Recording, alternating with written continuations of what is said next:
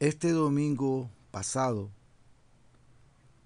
estuve en un conversatorio con un maestro de la palabra en la iglesia Plantío de Dios en los patios tropicales de la iglesia. Y este hermano Augusto Tito Viana, eh, él y yo llegamos a la conclusión sobre un tema que ha sido dejado a un lado en la iglesia, no se predica nada sobre esto, y es sobre la gracia. Y como conclusión llegamos a que la gracia no es sinónimo de libertinaje, de ninguna manera. La iglesia actual, la iglesia contemporánea, tiene la idea de que la salvación significa solo otorgar la vida eterna, no necesariamente la liberación de un pecador de la esclavitud de su iniquidad. Nosotros le decimos a la gente que Dios los ama y que tiene un plan maravilloso para sus vidas, pero eso es solo la mitad de la verdad. Dios también odia el pecado y castigará con tormento eterno a los pecadores que no se arrepienten y abandonen su pecado. Ninguna presentación del Evangelio es completa si evade o esconde esos hechos. Cualquier mensaje que falle en definir o confrontar la severidad del pecado personal es un evangelio deficiente. Y cualquier salvación que no altere un estilo de vida pecaminoso y no transforme el corazón del pecador no es una salvación genuina, de ninguna manera. Nuestro Señor Jesús, cuando estuvo aquí en la tierra, Él obligaba de continuo a sus seguidores a responder a sus palabras, es decir, a que tomara una decisión. No estaba satisfecho el Señor Jesús con permitirles que lo siguieran de forma externa mientras no experimentaran una verdadera entrega en su interior. Él miraba directamente el centro de los corazones de las personas, de los hombres, y los confrontaba con sus actitudes. Jesús no solo hacía caso omiso del protocolo social que existió en ese momento que Él estuvo por la tierra y que hoy en día lo encontramos en las iglesias amistosas de la actualidad. En realidad, para el Señor, eso era un obstáculo para que muchos seguidores declarados lo abandonaran. Tomemos, por ejemplo, el mayor desacierto social que hizo nuestro Señor Jesús, como se describe en el capítulo 6 del Evangelio de Juan. Todo el Evangelio es hermoso, todo ese capítulo es hermoso. Y el incidente comienza con una nota muy prometedora. Jesús alimenta a 5,000 personas con solo 2 peces y 5 panes de cebada. La gente estaba tan asombrada que uno de la multitud, un hombre de la multitud exclamó: este verdaderamente es el profeta que había de venir al mundo. Este hombre reconoció de forma explícita lo que los demás y los muchos que estaban allí tenían temor de decir, que Jesús era el Mesías. Y de seguro que esta gran multitud, 5,000 hombres, sin meter a las mujeres y los niños, estaba lista para un tremendo servicio de avivamiento. Ellos estaban literalmente, si se puede decir, comiendo de la mano del Señor. Sin embargo, después de eso, vemos que nuestro Señor era como si no pudiera decir nada. O sea, no se entusiasmó con esa multitud así de esa manera como se entusiasman hoy en día los predicadores. Él empezó afirmando ser el pan del cielo. Ahora, verdaderamente o indudablemente se podía ver que esta gente necesitaba que se le guiara de forma gradual ante una declaración tan grandiosa como esa. Jesús es el pan que bajó del cielo. Después de todo, afirmar eso ante una multitud de gente humilde, del campo, era arriesgado que Jesús dijera eso. Pero luego Jesús, para empeorar las cosas y enredar las cosas, continuó diciéndoles que si ellos querían tener vida eterna, tendrían que comer su carne y beber su sangre. El apóstol Juan nos dice, desde entonces muchos de sus discípulos volvieron atrás y ya no andaban con él. Pero aquí en este momento, en este instante, el elemento interesante de esta historia es la que sucedió después de todo esto. Porque sin que la respuesta de la multitud alterara verdaderamente o intimidara a nuestro Señor, Él se volvió hacia sus propios discípulos, a los 12, y les preguntó, ¿queréis acaso ustedes irse también? ¿Quieren irse también? Y estoy seguro que alzó su mano y le señaló la salida. Pero el apóstol Pedro, el intrépido Pedro, le dijo, Señor, ¿a quién iremos? Tú tienes palabra de vida eterna. Y nosotros hemos creído y conocemos que tú eres el Cristo, el Hijo del Dios viviente. A diferencia de muchos predicadores de hoy en día, los cuales están obsesionados con tener una enorme congregación, Jesús estaba interesado en aquellos que le seguirían sin importarles el costo. Porque Él comprendía que la mayoría no lo seguiría, pero nunca moderaba la penetrante verdad de la palabra de Dios.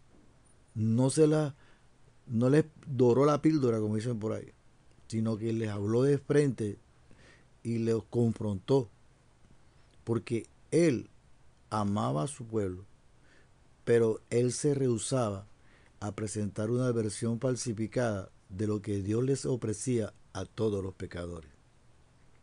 Sus discípulos también aprendieron esto y mantuvieron esta posición intransigente durante los siguientes 30 años de ministerio que ellos tuvieron.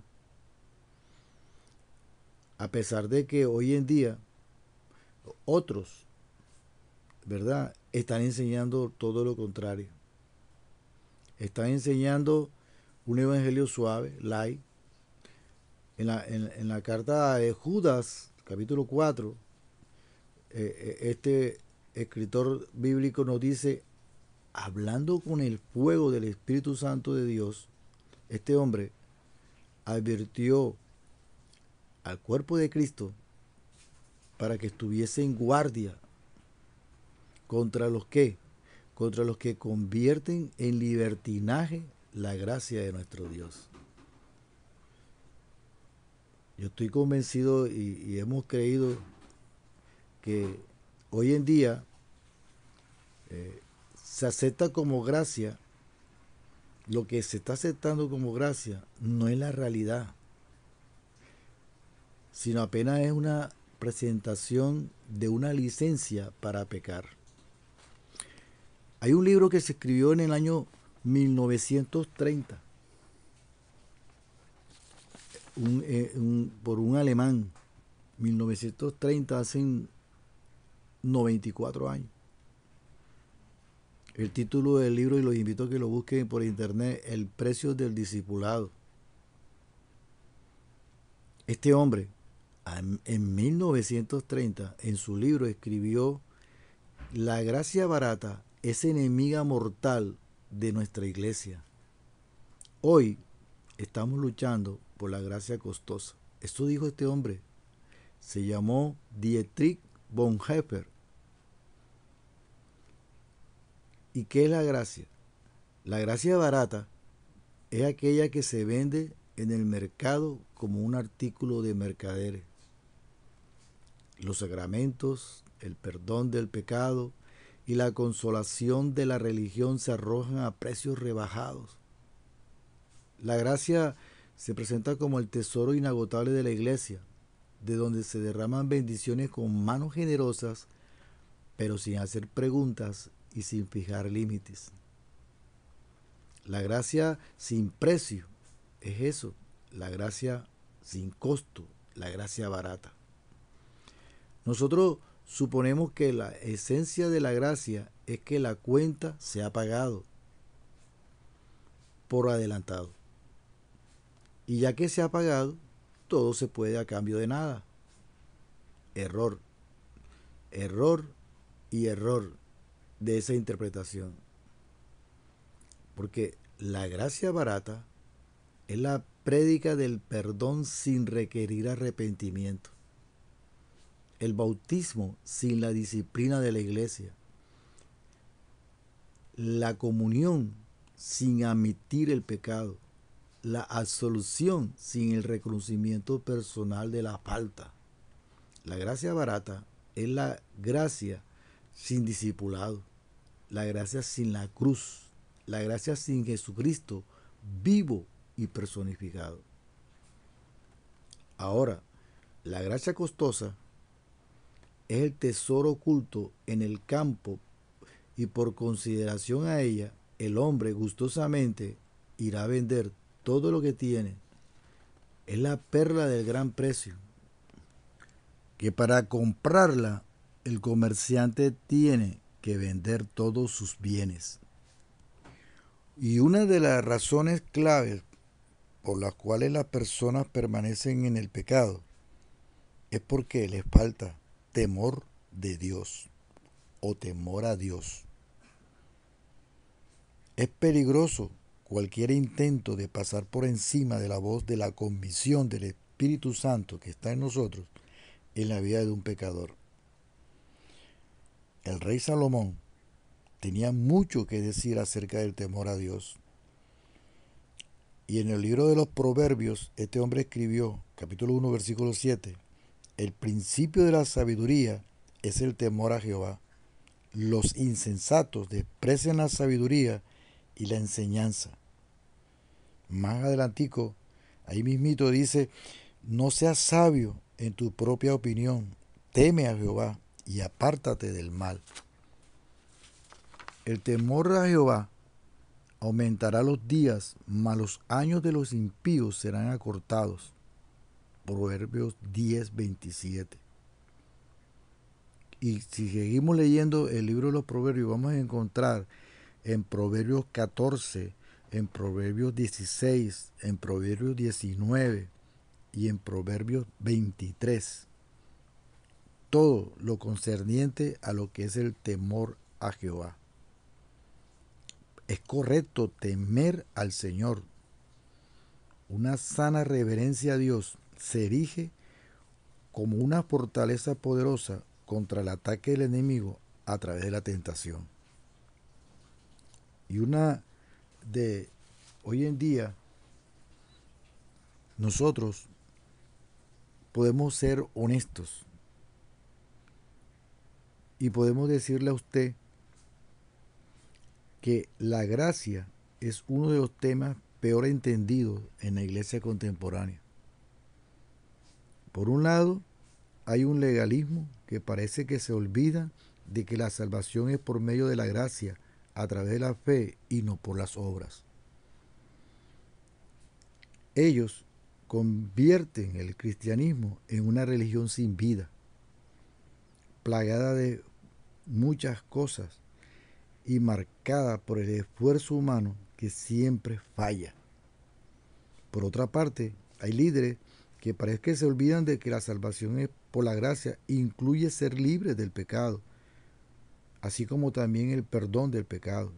Y ellos convierten el cristianismo en una religión que salva, pero que no transforma. Ambas posiciones están equivocadas, totalmente equivocadas. Y para finalizar, llegamos a decir que desdichadamente Hay muchos que no quieren salvarse de sus pecados, solo desean salvarse del infierno. En palabras de un antiguo predicador bautista, es como el ladrón no arrepentido que se presentó ante el juez suplicando que no lo enviaran a la cárcel. Él no tenía la intención de renunciar al comportamiento que lo colocó en ese apuro. Solo quería que lo perdonaran la condena a la prisión en una cárcel. La gracia de Dios no es solo un regalo, una dádiva. Es una grave responsabilidad del hombre y que debe entenderla, comprenderla y vivirla, tal cual como Dios la diseñó. Debe vestirse el hombre con una nueva pureza, una nueva santidad y una nueva bondad. La puerta está abierta, pero no está abierta para el pecador que viene y sigue siendo pecador, sino para el pecador que viene y se convierte en santo. De ahí el famoso texto que todos conocemos de las personas que llegaron ante el Señor y le dijeron que en la tierra habían hecho esto y aquello. Y el Señor le respondió: ¿ustedes quiénes son? Yo no los conozco. Apártense de mí, hacedores de maldad. Estos hombres llegaron al cielo. Ellos habían aceptado a Jesús, habían aceptado la salvación, habían recibido la salvación, pero ellos nunca tuvieron intimidad con el Señor. Ellos nunca se arrepintieron de sus pecados. Por eso el Señor, cuando llegaron allá arriba, los desechó. Quiero preguntar finalmente, y ya que has escuchado todo esto, ¿estás dispuesto, estás dispuesta en aceptar la verdadera transformación que el Santo Espíritu de Dios ofrece hacer en tu vida? Si es un sí, desde este instante, pídele perdón a Dios y que sea su Santo Espíritu que comience su obra en ti. Entrégate, entrégate totalmente al Señor, porque es por tu salvación, para que puedas recibir el perdón de tus pecados arrepentidamente. Es necesario que tú hagas eso. Es necesario que logres la salvación, pero con un verdadero arrepentimiento. Dios te bendiga.